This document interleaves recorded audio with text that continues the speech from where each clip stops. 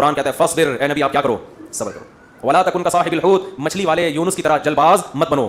حضرت یونس علیہ السلام کی قوم نے بھی یہی سلوک کیا، لیکن یونس علیہ السلام چاہتے تھے جلدی سے فیصلہ ہو اور اپنی قوم کو چھوڑ کے نکل گئے. نہیں ماننے والے لوگ وہ پھر بھی پھل پھول رہے ہیں، اس ٹینشن میں مت آؤ، کیونکہ اللہ انصاف کرتا ہے مگر اس میں دیر ہوتی ہے، اندھیر نہیں ہوتی. اللہ فرماتے ہیں ولا تکن کصاحب الحوت اذ نادى وهو مكظوم. یونس علیہ السلام نے جلد بازی کی اور پھر آخر اللہ کی طرف سے ان کو دنیا میں تنبیہ ہوئی ہے، سزا ملی ہے. اور دنیا میں جو بھی ہو رہا ہے نا، اپنی ذمہ داری پوری کرو، اپنا الو سیدھا رکھو، جو اپنی ذمہ داریاں پوری کرو، باقی جو ہو رہا ہے ہونے دو، ٹھیک ہے نا. حکیم الامہ حضرت مولانا شریف علی تھانوی رحمۃ اللہ علیہ بات بہت زیادہ فرمایا کرتے تھے کہ جو چیز اختیار میں ہے اس میں سستی نہ کرو، جو اختیار میں نہیں ہے اس کی ٹینشن مت لو. قرآن کہہ رہے ام عندہم الغیب فہم یکتبون، کیا ان کے پاس غیب کا علم ہے جس کو یہ لکھ رہے ہیں؟ کیا علم؟ یہ خوش فہمی کا شکار ہیں. دیکھو جتنے بھی لوگ جو مذہب کو فالو نہیں کر رہے، حقیقت میں وہ اس خوش فہمی میں مبتلا ہیں کہ ہمیں کچھ بھی ہونے والا نہیں ہے. جیسے ہماری حالت اچھی ہے ہمارا فیوچر بھی ایسا، یا تو مر کے ختم ہو جائیں گے اور اگر مل بھی گیا تو کوئی برا نہیں، ہم کوئی برے تھوڑی ہیں، ہم کوئی برے تھوڑی ہیں. تو اللہ نے اس کا جواب دیا کہ کیا ان کے پاس فیوچر کا علم ہے پہلے سے؟ مستقبل کے بارے میں کبھی بھی بات کی جائے گی تو علم کے بغیر نہیں کی جا سکتی. کوئی آدمی کہہ رہا ہے نا فیوچر میں ایسا ہونے والا ہے، تو آپ اس سے دلیل پوچھیں گے آپ کو کس نے بتایا؟ وہ تانے بانے ملائے گا، صغرے کبرے ملائے گا، تو پھر اس کے بعد اگر وہ ایسے ہی کہہ رہا ہے کل یہ ہو جائے گا، پرسوں یہ ہو جائے گا، دیکھو مستقبل کے بارے میں یہ کہوں کہ کل پیر ہے تو یہ بھی فیوچر کی خبر ہے. آپ اس میں مجھ سے یہ پوچھ سکتے ہو کہ کیا دلیل ہے؟ میں کہوں گا دلیل یہ کہ آج کیا ہے، اتوار ہے. یہاں دلیل ہے، یہاں میرے لیے یہ دعویٰ کرنا درست ہے کہ کل کیا ہے، پیر ہے. لیکن اگر میرے پاس دلیل نہیں ہے اور میں کہوں کہ کل جو ہے وہ کل دنیا میں 3000 آدمی مر جائیں گے ایک ہی کسی حادثے میں، تو لوگ پوچھیں گے بھائی کیا دلیل ہے کسی حادثے میں 3000 آدمی مر جائیں گے؟ اب میرے ذمے کیا ہے؟ میں کہوں وہ ویسے ہی میرا ذوق کہہ رہا ہے، تو یار کوئی مانے گا کوئی؟ اچھا عجیب بات یہ ہے کہ روحانی عاملوں کی یہ باتیں مان لیتے ہیں لوگ. میں یہ کہوں نا کل 3000 آدمی ایک حادثے میں، اللہ نہ کرے مرے، میں ایک مثال دے رہا ہوں، تو لوگ کہیں گے کہاں سے پتہ چلا؟ لوگ کہیں گے بھائی جھوٹ بول رہے، اس کو کس نے بتایا؟ یا تو قاتلوں سے تعلقات ہیں جس نے مارنے کا ارادہ کیا ہے، ایسا بھی نہیں ہے تو یہ ہوائی بات ہوگی. لیکن یہی بات روحانی عامل کرے گا تو لوگ کیا کریں گے؟ حضرت کا علم ہے بھائی، حضرت کے پاس بولو علم ہے. ابھی روحانی عاملوں پہ نہیں جاؤں گا، پھر میں معین اختر کی طرح نا بلب کے رشتہ داروں کو بھی، تو اب تو میں روحانی عاملوں کے رشتہ داروں کو بھی اچھے الفاظ سے یاد نہیں کرتا. رشتہ داروں سے مراد وہی جو بلب کے رشتہ دار تھے. اب آپ کہیں گے بلب کے کون سے رشتہ دار ہوتے ہیں؟ ہمارے ہاں کبھی بھی جس بندے کو برا کہا جاتا ہے گالی اس کو نہیں دی جاتی، ہمیشہ اس کے رشتہ داروں کو ہمیشہ گالی دی جاتی ہے. یہ ہمارے ایک ٹرینڈ چل نکلا ہے. تو قرآن کہتا ہے کہ ام عندہم الغیب فہم یکتبون. کیسے دیکھو ہمیں جھنجھوڑ رہا ہے قرآن کہ تم اپنے بارے میں کیوں فرض کر کے بیٹھے ہوئے ہو کہ تمہیں کچھ بھی ہونے والا نہیں ہے، تمہیں سزا نہیں ملے گی. یہ تمہیں کس نے بتایا ہے؟ فاصبر لحکم ربک ولا تکن کصاحب الحوت. جب نبی یہ مطالبے کرتے تھے تو پھر بھی آگے سے کوئی رسپانس نہیں ملتا تو انسان کو بے انتہا تکلیف ہوتی ہے کہ کن پتھر دل لوگوں سے واسطہ پڑا ہے. تو قرآن کہتا ہے فاصبر، اے نبی آپ کیا کرو، صبر کرو. ولا تکن کصاحب الحوت، مچھلی والے یونس کی طرح جلباز مت بنو. حضرت یونس علیہ السلام کی قوم نے بھی یہی سلوک کیا، لیکن یونس علیہ السلام چاہتے تھے جلدی سے فیصلہ ہو اور اپنی قوم کو چھوڑ کے نکل گئے. تو اللہ نے اس پہ آپ کی تنبیہ کی. تو آپ بھی اے نبی جلد بازی مت کریں.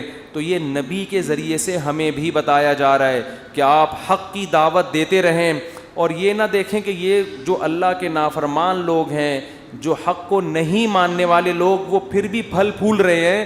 اس ٹینشن میں مت آؤ، کیونکہ اللہ انصاف کرتا ہے مگر اس میں دیر ہوتی ہے، اندھیر نہیں ہوتی. وہ لے گا انتقام، ان کو اپنے حال پہ چھوڑ دو. یہ اللہ کی حکمت اسی کا تقاضا کرتی ہے، چھوڑ دیا جائے اپنے حال پہ. آج جو اہل حق ہے نا ان کو بہت تکلیف ہوتی ہے کہ جب یہ ہم صحیح بات کر رہے ہیں لیکن آگے جواب جو مل رہا ہے وہ کیا مل رہا ہے؟ الٹا. کوئی مان کے نہیں دے رہا. تو اللہ فرماتے ہیں وَلَا تَكُنْ كَصَاحِبِ الْحُوتِ اِذْ نَادَى وَهُوَ مَكْظُومٌ. یونس علیہ السلام نے جلد بازی کی اور بالآخر اللہ کی طرف سے ان کو دنیا میں تنبیہ ہوئی ہے, سزا ملی ہے. اور وہ سزا کیا ملی؟ اِذْ نَادَى وَهُوَ مَكْظُومٌ, مچھلی کے پیٹ میں گئے, غم سے گھٹ رہے تھے اور اللہ کو پکارا. فنادا فی الظلمات اللہ الہ الا انت سبحانک انی کنت من الظالمین. اے اللہ تیرے سوا کوئی عبادت کے لائق نہیں. غلطی کس کی ہے؟ میری غلطی ہے, میں نے اپنی جان پہ ظلم کیا. تو اللہ نے کیا کیا؟ مچھلی کے پیٹ سے نکال لیا. دیکھو یونس علیہ السلام نے اللہ کے حکم پہ کتنا عرصہ تبلیغ کی, قوم نے نالائقی کی, پھر بھی نہیں مانے. سزا بجائے قوم کو ملنے کے کس کو مل رہی ہے؟ بولتے کیوں نہیں؟ الٹا حضرت یونس علیہ السلام کو مل رہی ہے سزا. تو اب آپ بتاؤ کیسا پیغمبروں کا صبر کا پیمانہ ہے. ایسے موقع پہ بھی اللہ کے خلاف کوئی شکایت زبان سے بولو نہیں نکال. کیوں؟ اللہ یونس علیہ السلام کے عمل میں ہمیں بتا رہے ہیں کہ دینداری کا یہ مطلب نہیں ہے کہ تم اچھے بنو گے تو اللہ کی نوازشیں آنا شروع ہو جائیں گی. دینداری کا مطلب یہ کہ جو اللہ کا کام ہے وہ اس کو کرنے دو. تمہارا کام ہے عاجزی انکساری, بس میں ہی غلط, صحیح ہو کے بھی کون غلط؟ میں غلط. ہمیشہ غلطی کس کی کھاتے میں ڈالنی ہے؟ بولتے کیوں نہیں؟ دیکھو ہم نماز پڑھتے ہیں, نماز کے بعد 3 دفعہ استغفر اللہ پڑھتے ہیں, تو کیا کسی نامحرم کو دیکھا ہوتا ہے ہم نے نماز میں؟ بولتے کیوں نہیں؟ تو کوئی تک بنتا ہے استغفر اللہ کا؟ یا ہم نے کوئی جرم کیا ہے, نماز پڑھی اور کیا کہلوایا جا رہا ہے؟ استغفر اللہ استغفر اللہ. بھائی اگر استغفر اللہ پڑھنا تھا تو یہ نماز پڑھی کیوں کی تم نے؟ ہمیں یہ بتایا جا رہا ہے کہ تم نیکی کر کے بھی کیا سمجھو جیسے تم نے گناہ کیا ہے. کیسے گناہ؟ نماز گناہ نہیں ہے. بھائی تم یہ کہو اے اللہ جس طرح سے پڑھنی چاہیے تھی اس طرح سے نہیں پڑھی میں نے, تو نیکی کر کے بھی کہا جا رہا ہے کہ ہم غلط ہیں. ہم نے اللہ جو پڑھنی تو ہمیں معاف کر دے, ہم سے نہیں ہوئی صحیح, ہم سے کام کیا ہو گیا؟ غلط ہو گیا. مجھے یاد ہے 25-30 سال پرانا قصہ ہے, چھوٹا بچہ تھا میں اس وقت. ایک تبلیغی جماعت میں نا ایک صاحب کے سال پہ سال لگ رہے تھے, پوری دنیا میں وہ ان کے سفر ہوئے, بڑا انہوں نے وقف کیا ہوا تھا اپنے آپ کو تبلیغی جماعت کے لیے. تو میرا ان سے ٹاکرا ہو گیا. وہ مجھے سمجھانے لگے جماعت میں نکلو سیروزے جیسے تبلیغ والے کرتے ہیں. اب مجھے پتا تھا یہ بہت ہی پرانے کھیڑو ہیں اور ان کی تو زندگیاں گزر گئی ہیں اس کام میں. میں نے کہا ماشاء اللہ اللہ نے آپ سے بڑا کام لیا ہے تبلیغ کا. کہتے ہیں میں نے بہت بگاڑا ہے تبلیغ کے کام کو. کہہ رہے ہیں ہم تو کام بنانے والے نہیں, کس میں ہم تو بگاڑنے. کہہ رہے ہیں میں تو بگاڑ ہی رہا ہوں جب سے. مجھے ان کا یہ اسٹائل بہت اچھا لگا. یعنی اپنے آپ کو کہہ رہے ہیں کہ تبلیغی جماعت میں اگر کوئی خرابی ہے تو وہ کس کی وجہ سے ہے؟ بولو. وہ اپنے بارے میں کہہ رہے ہیں وہ کس کی وجہ سے, مجھے نہیں کہہ رہے تھے, اپنے بارے میں کہہ رہے تھے. وہ کس کی وجہ سے؟ میری وجہ سے. کہہ رہے ہیں ہم کام بنانے والے نہیں بلکہ بگاڑنے والے ہیں. اب کوئی فسادی ہوتا تو کہتا ہے جب بگاڑنے والا تو کر کیوں رہا ہے پھر ہمیں؟ یہ تو اس نے خود کہا ہے, اپنی زبان سے بولا ہے کہ ہم بگاڑنے والے ہیں. یوٹیوب پہ کلپ ڈالتا ہے, یہ دیکھو خود. تو مجھے ان کی یہ تواضع پسند آئی. میں نے کہا دیکھو یہ بیچارہ صبح و شام اس کام میں لگا رہتا ہے, مگر یہ کہہ رہا ہے جو تبلیغ کا کام پھیل رہا ہے اس میں جو برکتیں ہو رہی ہیں وہ میرے علاوہ لوگوں کی وجہ سے ہو رہی ہیں, اور جو خرابی آ رہی ہیں وہ کس وجہ سے ہو رہی ہیں؟ وہ ساری میری وجہ سے ہو رہی ہیں. تو آج مارکیٹ میں یہ چیز کیا ہے؟ شارٹ.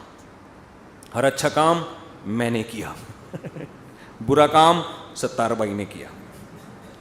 ستار بھائی نہ ملے کہیں مجھے.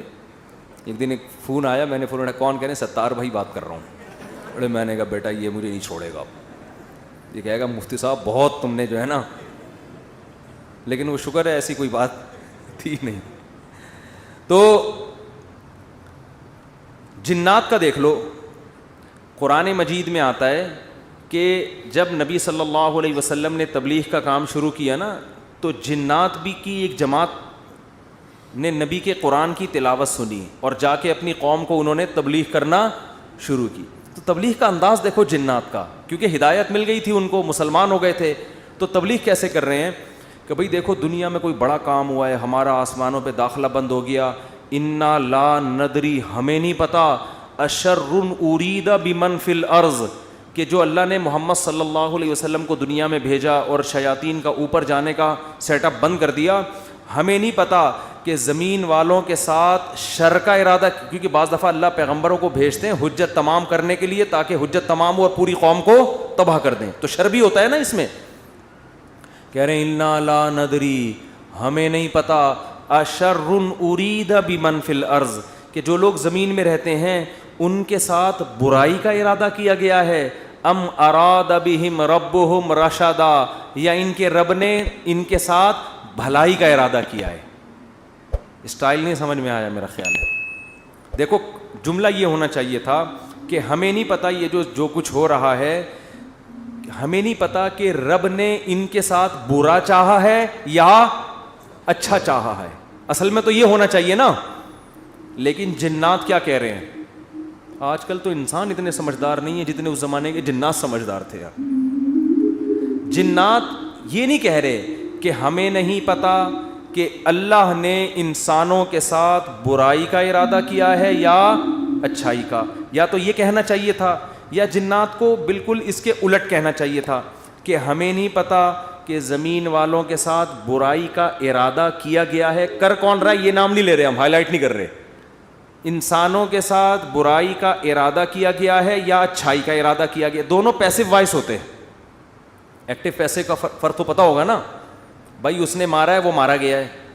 جب ہم کہتے ہیں ہی از کلڈ, وہ مارا گیا ہے, تو مارنے والے کو ہم شو نہیں کر رہے ہوتے. فاعل کا نہیں پتا ہوتا, سبجیکٹ کا نہیں پتا ہوتا کہ مارنے والا ہے کون. سمجھ میں نہیں آ رہی. تو قرآن کہہ رہا ہے ہونا یہ چاہیے تھا کہ جنات یا تو شر اور خیر کا ارادہ کرنے والے کا نام نہ بتاتے کہ کون ارادہ کر رہا ہے, بلکہ دونوں کو پیسو وائس میں لاتے کہ ہمیں نہیں پتا کہ زمین والوں کے ساتھ برائی کا ارادہ کیا گیا یا اچھائی کا ارادہ کیا گیا. یا تو یوں کہتے, اور اگر سبجیکٹ کا ذکر کرتے تو یوں کہتے ہمیں نہیں پتا کہ رب نے زمین والوں کے ساتھ برائی کا ارادہ کیا ہے یا اچھائی کا ارادہ کیا ہے. لیکن جنات اتنے ہوشیار, جب اچھائی کا تذکرہ آیا تو رب کا تذکرہ کیا, برائی کا آیا تو سبجیکٹ کو کیا کر دیا, حذف. تو کیا کہہ رہے ہیں, انا لا ندری, ساڈی عقل وچ یہ بات نہیں آندی, سانو نہیں پتا کہ اشر ارید بمن فی الارض, پیسو وائس, کہ زمین والوں کے ساتھ برائی کا ارادہ کیا گیا ہے. کون کر رہا ہے یہ نہیں بتائیں گے. یہ میں نہیں بتاؤں گا, یہ نہیں بتاؤں گا میں. حالانکہ وہ بھی کون کر رہا ہے, اللہ ہی کر رہا ہے نا, لیکن اللہ کا نام نہیں لے رہے. ہمیں نہیں پتا کہ زمین والوں کے ساتھ برائی کا ارادہ کیا گیا ہے یا اللہ نے اچھائی کا ارادہ کیا ہے. اچھائی کی جب بات آئی تو اللہ کی طرف نسبت, برائی کی بات آئی تو وہ بھی تو اللہ ہی ارادہ کر رہا ہے, لیکن اللہ کا نام ذکر نہیں کر رہے. ادب کی وجہ سے کہ بھائی برائی اگر ہو رہی ہے تو اللہ تو کر تو رہا ہے, لیکن انسانوں کی حرکتوں کی وجہ سے ہو رہا ہے, تو گویا انسان خود ہی کر رہے ہیں اپنے ساتھ. یہ اللہ تو محض ایک خالق ہے, کر کون رہے ہیں, یہ خود ہی کم وقت کر رہے ہیں. اچھائی ہو رہی ہے تو پھر اللہ کر رہا ہے. یہ تمیز ہمیں کس سے سیکھنی چاہیے, جنات سے. کوشش نہ کریں کسی جن بن کو بھلا کے تمیز کے چکر میں, ایسا نہ ہو کہ مارکیٹ سے بالکل شارٹ ہو جائیں. تو اس سے ہمیں یہ پتہ چلا کہ اسلام میں بڑے کا احترام ہے. بعض چیزیں حقیقت پر مبنی ہوتی ہیں مگر اس کو زبان سے ادا نہیں کیا جاتا. تو جیسے اللہ کی تعظیم ہے ایسے ہی بڑوں کی بھی تعظیم ہے. حدیث میں آتا ہے, آپ صلی اللہ علیہ وسلم نے فرمایا جو ہمارے بڑوں کی تعظیم نہیں کرتا وہ ہم میں سے نہیں ہے. تو جب کوئی برائی کی نسبت کسی بڑے کی طرف کی جائے تو ابا کا نام لے کے نہ بتایا کرو یہ سب کچھ ابا نے کیا ہے. بولو بھائی یہ ہمارے گھر میں ہوا ہے, ٹھیک ہے نا, یہ ہمارے گھر میں. بولتے کیوں نہیں؟ مثال کے طور پر اس دن ابا ایسے پھل لے کر آئے جس کی وجہ سے بچوں کو ڈائریا ہو گیا. اتفاق سے اس دن ابا سڑے ہوئے پھل لے آئے سستے کے چکر میں. ابا ایسے کام کرتے رہتے ہیں مارکیٹ میں. اب بچے لیٹے ہوئے ہیں تو اب بیگم کو چاہیے یہ نہ کہے کہ انہوں نے ڈائریا پھیلایا ہے, بلکہ کہے ہمارے گھر میں ڈائریا پھیل گیا ہے. ٹھیک ہے نا, وہ ابا خود ہی سمجھ جائے گا کس نے کیا ہے یہ کام. پھل کی طرف نسبت کرتے ہیں, ان پھلوں نے بیمار کیا ہے. نسبت بولو, بچے بھی یہ نہ کہیں ہمارے ابا نے ہمیں بیمار کیا ہے, بلکہ بچے یہ کہیں ان پھلوں نے ہمیں, بلکہ پھل سے ابا سمجھ جائیں گے اصل میں مجھے چھیڑ رہے ہیں, بس ابا ہو گئے بیمار. آج کل ادب تمیز مارکیٹ سے بالکل شارٹ. ایک آدمی کو کرونا ہوا, اس کے بعد اس کی بیوی کو بھی ہو گیا. مجھے بار بار آ کے بتا رہے میری بیوی کہہ رہی ہے آپ کی وجہ سے ہوا ہے مجھے بھی. اب دیکھو اس آدمی کو تو ٹینشن ہوگی نا یار, وہ ہو گیا اللہ کی طرف سے ہو گیا, نہیں پہلے آپ کو ہوا تھا تو آپ کی وجہ سے کس کو ہوا ہے, مجھے. اسی طرح اب شوہر بھی بیوی پہ بلی ڈال سکتا ہے, تمہیں ہوا تھا تمہاری وجہ سے مجھے ہوا ہے. بھائی کس کی وجہ سے ہوا ہے, بس اللہ کی قدرت ہے, ہو گیا. چھوڑو وہ کون گلے ملا تھا آپ سے, کس نے آپ کی طرف منہ کر کے چھینکا تھا. ہم ایسے بہت سے لوگوں کو جانتے ہیں جو ٹی بی کے مریضوں کے ساتھ چپک کے انہوں نے زندگی گزاری, خدمت کی, مگر ان کو ٹی بی نہیں ہوئی, اور 2 گھر چھوڑ کے جو بندہ بیٹھا ہوا تھا اس کو ہو گیا. تو آج کل نا یہ تمیز مارکیٹ سے شارٹ ہو رہی ہے. بڑے چھوٹے کا ادب کیا ہو رہا ہے, ختم, فوراً بلی ڈال دیتے ہیں اس نے کیا یہ. تو اگر کیا بھی ہو بھائی نسبت مت کرو, تقدیر کا حصہ, بھائی ہو گیا ہمارے ساتھ. قرآن دیکھو ابراہیم علیہ السلام کیا کہتے ہیں, وَإِذَا مَرِضْتُ فَهُوَ يَشْفِينِ. کیا خاندانی کلام ہے یار. حضرت ابراہیم کہہ رہے ہیں جب میں بیمار ہوتا ہوں اللہ مجھے شفا دیتا ہے. حالانکہ بیمار کون کرتا ہے, وہ بھی تو اللہ ہی کر رہا ہے نا. تو کہنا تو یہ چاہیے تھا کہ اللہ ہی بیمار کر کے اللہ ہی مجھے ٹھیک کر دیتا ہے. تو سوال ہے اس میں اللہ کی تعریف کی کیا ضرورت ہے, بیمار بھی تو اسی نے کیا تھا. لیکن اللہ کی حمد و ثنا کر رہے ہیں, بیمار تو میں ہو جاتا ہوں, شفا کون دیتا ہے, اللہ. تو یہ ادب تمیز سکھایا جا رہا ہے کہ انسان کے بچے بن کے زندگی گزارو, بڑے چھوٹے کا ادب کرو. القابات بھی بڑے چھوٹے کے لیے الگ الگ ہونے چاہیے. تو خیر قرآن کیا کہتا ہے, اے نبی فاصبر, آپ نے کیا کرنا ہے, صبر کرنا ہے. تو ہمیں بھی ترغیب دی جا رہی ہے کہ ہم یہ نہ سمجھیں کہ ادھر ہم دعوت دیں گے ادھر فوراً لوگ ہماری دعوت پر لبیک کہیں گے. جس کو جو بات سمجھائیں گے 2 منٹ میں اس کی سمجھ میں وہ بات آ جائے گی اور وہ بالکل ہمارے نظریات کے مطابق ہو جائے گا, اور اس طرح ہم ہنسی خوشی زندگی گزاریں گے. لوگ یہی کہتے ہیں, پھٹے اسی پہ ہوتے ہیں نا. باپ کہہ رہا ہو یار میں بیٹے کو سمجھا رہا ہوں, کم وقت کی سمجھ میں ہی نہیں آ رہا. بیٹا کہتے ہیں ہم ابا کو سمجھاتے ہیں, ابا کی سمجھ میں نہیں آ رہا. شوہر بیوی کو سمجھا رہا ہے, اس کی کھوپڑی میں نہیں آ رہا. بیوی شوہر کو سمجھا رہی ہے, اس کی کھوپڑی میں نہیں.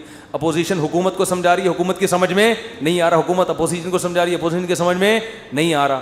تو اگر دنیا میں جو بات سمجھائی جائے, میں کب سے کیا کیا سمجھا رہا ہوں, سمجھ میں آ رہا ہے, کب سے کیا کیا سمجھا رہا ہوں, سمجھ میں نہیں آ رہا. تو اگر ایسا ہی دنیا میں نظام ہو جائے کہ ادھر سمجھایا ادھر سمجھ میں آ گیا, تو سب ہنسی خوشی زندگی گزارنا شروع ہو جائیں گے. وہ ایک شاعر ہے ہندوستان کا, ان کا نام ذہن سے نکل گیا, طراز کر کے آتا ہے, پتہ نہیں ایچ ایم طراز ہے, کچھ ایم طراز کر کے آتا ہے, بڑے زبردست شاعر ہیں. میں نے جب ان کی ایک دفعہ شاعری سنی نا تو مجھے بڑا, اس لیے نہیں کہ مجھے نہیں پتہ کیسے آدمی, اچھا ہی ہوں گے, لیکن مجھے اردو سے لگاؤ ہے, محبت ہے. تو ہندوستان کے شاعروں میں بڑی زبردست شاعری ہے اردو کی نا. تو میں نے جب اس بندے کی شاعری سنی, میں نے کہا یار یہ 2014 کی بات ہے. میں نے کہا اس بندے سے ملاقات کا دل چاہتا ہے, اس نے اردو پہ بڑی محنت کی ہے. تو اللہ کی قدرت, یہ جو عمرہ ہے نا, عمرہ یہ مسلمانوں کے لیے بہت بڑا ایک ذریعہ ہے آپس میں کمیونیکیشن کے لیے. یہ میں نے انگریزوں کی کتاب میں یہ بات پڑھی ہے, گوروں نے لکھا ہے کہ مسلمان سائنسدان جو بہت بڑے بڑے حکیم بنے نا, جنہوں نے جڑی بوٹیوں پہ ریسرچ کی, اس کی ایک بہت بڑی وجہ مسلمانوں کا حج ہے. کیونکہ حج کرنے کے لیے کہاں کہاں سے, ساؤتھ افریقہ سے اور کہاں کہاں سے دنیا سے لوگ آتے تھے. وہ پیدل جنگلوں سے گزرتے اور اس میں جڑی بوٹیوں پہ تحقیق کرتے تھے. آپ ذرا حکیموں کی, پرانے حکیموں کی کتابیں پڑھیں نا, ایسے ایسے جڑی بوٹیوں کے خواص لکھے ہیں, آدمی کہتے ہیں انہوں نے ان کو یہ پتہ کہاں سے چلی. تو وہی حج اور عمرے سے جو مسلمانوں کے سفر ہوئے ہیں, پھر مختلف ملکوں کے لوگ آ کے عمرے میں ایک دوسرے سے ملتے ہیں, ایک دوسرے کی تہذیبیں سیکھتے ہیں, سکھاتے ہیں. یہ مسلمانوں کے لیے یہ بہت بڑا ایک ذریعہ بنا ہے. یہ بیت اللہ جو ہے نا, یہ مسلمانوں کو آپس میں کنیکٹ کرنے کا صدیوں سے ایک بہت بڑا ذریعہ ہے. یہاں کے ترکی, پاکستانی, انڈونیشیا سب آ کے کیا ہوتے تھے, مل جاتے ہیں. تو میری خواہش تھی, میں نے کہا یار کبھی ان سے سلام دعا ہو جائے تو اچھا ہے, خوشی ہوگی. تو وہ میں نے ویسے ہی, انڈیا کے کچھ لڑکے بیٹھے ہوئے تھے بیت اللہ میں, عمرہ کیا ہم نے. میں نے کہا یار وہ ایک شاعر ہے, انہوں نے کہا اتفاق سے عمرہ کرنے آیا ہوا ہے. میں نے کہا میری ملاقات کرا دو. تو مجھے نہیں پتا تھا وہ مجھے جانتے ہیں. تو جب ملاقات ہوئی, انہوں نے کہا میں تو آپ سے خود بہت دنوں سے ملنے کا مشتاق, آپ کے بیان سنے بڑا مزہ آتا ہے. اس وقت میرے آڈیو بیان ہوتے تھے. تو بات کیا کر رہا تھا میں, تو ان کا ایک شعر تھا, شعر ہی بھول گیا. شعر کا ایک جملہ مجھے یاد ہے, کیونکہ ہم ہر چیز آدھی یاد کرتے ہیں نا. وہ ابتدائی عشق میں دل ہوا یوں خراب آدھا والا شعر کی وجہ سے. تو اس نے کہیں اپنی محبوبہ کا شاعر نے تذکرہ کیا ہوگا کہ وہ کہیں چلی گئی, یوں ہو گیا, ٹینشن میں آ گیا, تو اس نے لکھا یہ انہونی نہیں ہوتی تو پھر ہونے کو کیا ہوتا, یہ انہونی نہیں ہوتی تو پھر ہونے کو, یعنی دنیا میں کچھ عجیب سے کام ہوتے ہیں تو پھر ہوتا ہے نا کچھ نہ کچھ, تو آدمی انجوائے کرتا ہے کچھ ہوا ہے. یعنی اگر شاعر کا تخیل بیان کر رہا ہوں, ایسا نا آپ اس شاعر کو کہیں کون سی معشوقہ تھی تمہاری مارکیٹ سے شارٹ ہو گئی, مفتی صاحب نے ہمیں بتایا, شاید ہم پولیس بھیج کے. وہ شاعروں کا کلام کا کچھ بھی مطلب نکالا جا سکتا ہے. محبوبہ کے بجائے کچھ وسیم بھائی کو ڈال دو, ستار بھائی کو ڈال دو, وہ ٹینشن نہیں ہے. تو شاعر کے کلام کو کبھی الفاظ کو نہیں پکڑا جاتا, اس میں ہر آدمی اپنے حساب سے اس کا مفہوم بیان کر رہا ہوتا ہے. تو ہم نے اس کو اپنے حساب سے اس شعر کو لیا کہ دنیا میں کچھ ہونے کے لیے کچھ انہونیوں کا ہونا بولو ضروری ہے. سمجھ رہے ہو؟ دیکھو بعض لوگ کچھ کر کے موسٹ وانٹیڈ بن جاتے ہیں تو وہ اسی کو انجوائے کرتے ہیں, کہتے ہیں اگر یہ نہ ہوتا تو ہم موسٹ وانٹیڈ, وہ کیا ہے, بدنام جو ہوں گے تو کیا نام نہ ہوگا. نام پیدا کرنے کے لیے بدنام ہونا بھی ضروری ہے. تو اس نے کہا یہ انہونی نہیں ہوتی تو پھر ہونے کو کیا ہوتا. تو میں یہ کہہ رہا ہوں اگر یہ ٹینشنیں دنیا میں نہ ہوں تو ہونے کو کچھ ہو ہی نہیں. آپ نے بیگم کو بات سمجھائی, سمجھ گئی, اس نے آپ کو سمجھایا, آپ کی سمجھ میں فوراً آ گیا کہ یہ کیا کہہ رہی. آپ نے اپنے بچے کو ایک دن کچھ سمجھایا, اس کی سمجھ میں فوراً آ گیا. تو گالیاں ہوتی دنیا میں پھر کوئی بلب کے رشتہ داروں کو گالیاں دیتا, بولو نا. تو خیر اور شر کا مقابلہ کیا ہو جاتا, ختم. پیغمبر امتیوں کو سمجھاتے, 2 منٹ میں بات سمجھ میں آتی. نبی آ کے سمجھاتے, بھئی یہ 360 بت پتھر کے بنے ہوئے تم نے رکھے ہوئے ہیں, یہ غلط ہیں. لوگ کہتے ہیں او اچھا, یہ تو بالکل صحیح کہا آپ نے, ہم اپنے ہاتھوں سے اپنے خدا کو بناتے ہیں, یہ بننے میں ہمارے محتاج, تو بھلا یہ ہماری مدد کیسے کریں گے. بات تو کلیئر تھی نا 2 اور 2 4 کی طرح, مگر ان کی کھوپڑی میں نہیں آئی ہے. 10,000 کا لشکر لے کے مکہ پہ حملہ ہوا ہے, خون بہے ہیں, لو عورتیں بیوہ ہوئیں, بچے یتیم ہوئے. اتنی سی بات سمجھانے کے لیے 23 سال کی ٹینشن ہے, پھر جا کے بھی سمجھ میں پھر بھی نہیں آئی. پھر مکہ فتح ہوا تو نبی نے بیت اللہ کے اندر 360 بت گرائے اپنے ہاتھوں سے, وہ بھی طاقت کے زور سے سمجھ میں آئی ہے, ورنہ پھر بھی نہیں آئی. اگر یہ حملہ نہ ہوتا تو آج تک 360 بت رکھے ہوئے ہوتے, آپ دلائل میں مناظرہ ہی کر رہے ہوتے, بحث ہی کر رہے ہوتے, کسی کی کھوپڑی میں نہیں آتی بات. تو بھائی اتنی بڑی حقیقت جب بحث سے کسی کی کھوپڑی میں نہیں آئی تو آپ کی بیگم آپ کی فرما بردار کہاں سے بن جائے گی, کیونکہ آگے اس کے پاس بھی دلائل ہوتے ہیں سمجھانے کے لیے. آپ اس کو جب سمجھاؤ گے شوہر کے یہ حقوق ہیں تو کہے گی کہ صرف شوہر ہی کے ہیں, بیوی کے نہیں ہوتے. اب کیا جواب دو گے آپ؟ اب یا تو 10,000 کا لشکر لے کے سسرال پہ حملہ کرو یہی ہوگا. 10,000 کا لشکر لے کے کیا کرو, سسرال پہ حملہ کرو, اپنے حقوق پاس کرواؤ. ایسا نہیں ہوگا. تو بس یہی ہے کہ آپ نے سمجھایا, نہیں سمجھ میں آیا اس نے سمجھایا, آپ کی سمجھ میں نہیں آئے, ہنسی خوشی زندگی گزارو. بولو یہ انہونی نہیں ہوتی تو پھر ہونے کو کیا ہوتا. تو اس لیے دنیا میں جو بھی ہو رہا ہے نا, اپنی ذمہ داری پوری کرو, اپنا الو سیدھا رکھو. جو اپنی ذمہ داریاں پوری کرو, باقی جو ہو رہا ہے ہونے دو, ٹھیک ہے نا. حکیم الامہ حضرت مولانا اشرف علی تھانوی رحمۃ اللہ علیہ ایک بات بہت زیادہ فرمایا کرتے تھے کہ جو چیز اختیار میں ہے اس میں سستی نہ کرو, جو اختیار میں نہیں ہے اس کی ٹینشن مت لو. اولاد بگڑ گئی, بھائی آپ نے کوشش کی سمجھانے کی, اب کنٹرول میں نہیں ہے, چھوڑ دو یار. ساری زندگی یہی ٹینشن نہیں, لوگ پالتے ہیں ٹینشن, میرا بچہ کیوں نہیں صحیح ہو رہا, میرا بچہ کیوں نہیں صحیح ہو رہا, میرا بچہ کیوں نہیں صحیح ہو رہا. چھوڑ دے یار اس کو اپنے حال پہ, چھوڑ دو اس کو اپنے حال پہ. یہ کیوں نہیں ٹھیک ہو رہا, وہ کیوں نہیں ٹھیک ہو رہا, یہ کیوں نہیں صحیح ہو رہا, عمران خان نے جو وعدے کیے تھے پورے کیوں نہیں ہو رہے. تمہارے اور کم ٹینشن ہے یار. تو اللہ پوچھ لے گا بھائی جو آپ نے وعدے کیے تھے پورے کیے کہ نہیں کیے. تو جو کام اپنی ذمہ داری میں, حتیٰ کہ کسی نے ان سے پوچھا کہ حضرت میرا نماز میں دل نہیں لگتا, خیالات منتشر رہتے ہیں. انہوں نے فرمایا نماز میں دل لگانے کی کوشش کرنا فرض ہے, دل لگنا فرض نہیں ہے. کوشش کرو, لگے ٹھیک ہے, نہیں لگے تو بھی ٹھیک, ہمارے اختیار میں نہیں ہے بھائی. جب نماز میں دل نہ لگنے کبھی ٹینشن, کیونکہ اللہ نے کبھی ایسی بات پہ اللہ آپ کو نہیں پکڑے گا جو آپ کے اختیار میں نہیں ہے. ہمارے جامعہ دارالفتہ میں حضرت مفتی رشید احمد صاحب کے ایک مرید تھے کیا ہیں ابھی بھی, تو وہ نماز میں ان کو نیند بہت آتی تھی, ویسے جاگتے رہتے تھے, ادھر نیت باندھی سو گئے, ادھر نیت باندھی کھڑے کھڑے سو رہے ہوتے تھے, سجدے میں گئے اٹھ ہی نہیں رہے, کونی مار کے اٹھاتے تھے ان کو, اٹھو بھائی,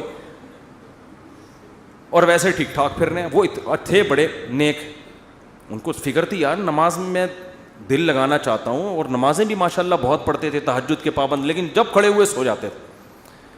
تو ایک دن انہوں نے لکھا کہ حضرت میں ٹینشن میں آ گیا ہوں, میں نماز میں ادھر نیت باندھی اور ادھر آنکھ لگ گئی. تو فرمایا کوئی ٹینشن لینے کی بات نہیں ہے, نماز کا بھی پورا ثواب مل رہا ہے بھائی, نماز کا بھی پورا ثواب اور نیند کے بھی مزے, کیونکہ یہ آپ اپنے اختیار سے یہ نہیں کر رہے, یہ غیر اختیاری ہے. جان کر کوئی خراٹے لے رہا ہے نا کم بخت نماز میں, کھڑا ہوا ہے اور آنکھیں بند کر کے کوشش کر رہا ہے کہ میں سو جاؤں, یہ غلط ہے. بھئی آپ جاگنے کی کوشش کر رہے ہو پھر بھی نہیں جاگتے, کوئی ٹینشن کی بات نہیں ہے, اس سے نہ کوئی درجات میں کمی آئے گی. آج بہت سے لوگ کہتے ہیں نماز میں مزہ نہیں آ رہا, ہم کو نماز میں مزہ نہیں آ رہا. بھئی مزہ تو بریانی کھانے میں آئے گا مسالے والی, اس میں اگر نہیں آ رہا مزہ تو ڈاکٹر کو بتائیں پیٹ میں کوئی. پشاور میں گئے اور چپلی کباب کھانے کا مزہ نہیں آیا تو یہ پشاور کا فالٹ نہیں ہے, یہ آپ کے پیٹ کا فالٹ ہے. آپ چائے کے عادی ہو, آپ کوئٹہ اور چمن میں بھی آپ کو چائے پینے میں مزہ نہیں آیا تو چائے کا فالٹ نہیں ہے, آپ کو غلط چائے پینے کی عادت پڑ گئی ہے. سٹوں کی بھی بات بتاؤں چھوڑو رہنے. تو اسی طرح یہ تو بریانی ہے مسالے والی, نماز مزے کے لیے تھوڑی ہے, بریانی ہے مزے کے لیے. نماز تو عبادت ہے, آپ نے پراپر طریقے سے اپنی ذمہ داری پوری کرنی ہے. کبھی انسان کی طبیعت میں نشاط ہوتا ہے, بڑا مزہ آ رہا ہوتا ہے نماز میں, آنسو نکل رہے ہوتے ہیں, کبھی طبیعت میں ٹینشن ہوتی ہے, تو آپ اپنی ذمہ داری پوری کرو, ان چکروں میں مت پڑو کہ مزہ آ رہا ہے یا نہیں آ رہا. سمجھتے ہو کہ نہیں سمجھتے؟ اللہ تعالیٰ